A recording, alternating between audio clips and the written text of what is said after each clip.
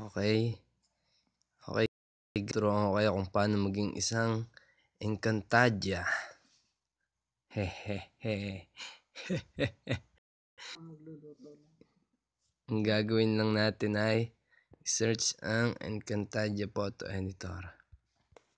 Encantadia Photo Editor. Mabilis lang to. Mga 2 minutes lang. Meron na kayong brilyante. At isa ka ng ganap na Encantada.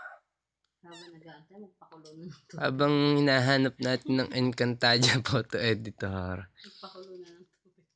hanapin natin ang original, which is ito. Ayan, nakita natin, di ba? Encantadia Photo Editor. May lalaking pogi. Okay, nandito na tayo. Install nyo lang. Pero dahil na-install ko na, i-open ko na lang. Bibilisan natin na, ganda na. Okay, now, let's choose a photo. Pwede din camera. Pero, para mas maganda, ito na lang muna. Wow! Lagay na muna natin ang Encantadia logo. Para may angas. Diba? Wow! Huwag dyan. Okay. Very, very much good. Ayan, maglagay na tayo ng kwan.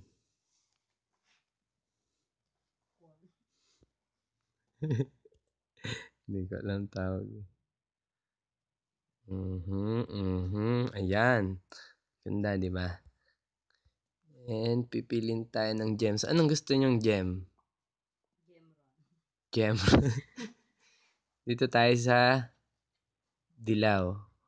Para mukhang malakas. Wow. It's too brilliant.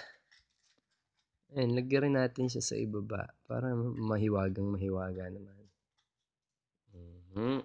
Dali. Wow. Ngayon, meron na tayong Encantadia photo. Pero pagandahin na rin natin. Anong gusto nyo? Green o blue? Okay, green.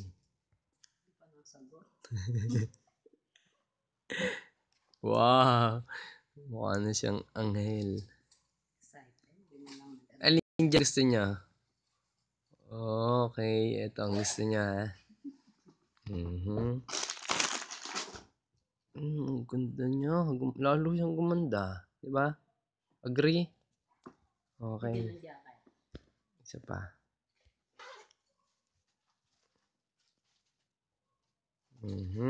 Oh, ayoko na yan. Yun na lang tayo sa green.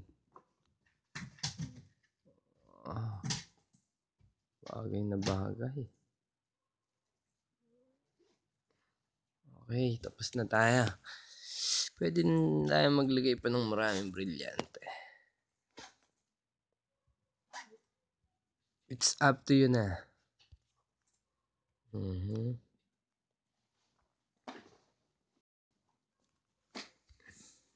Okay. And then, brilyante ng hangin. Ayan. Kompleto na, guys. Dito na nagtatapos. Napakadali lang. Para ka lang nagpaturok sa langgam. Hanapin na natin ang picture na ginawa natin.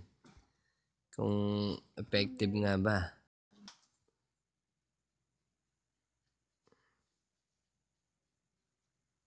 Ayun. Naku po. Ang angas. Very good. 1 point sa'yo.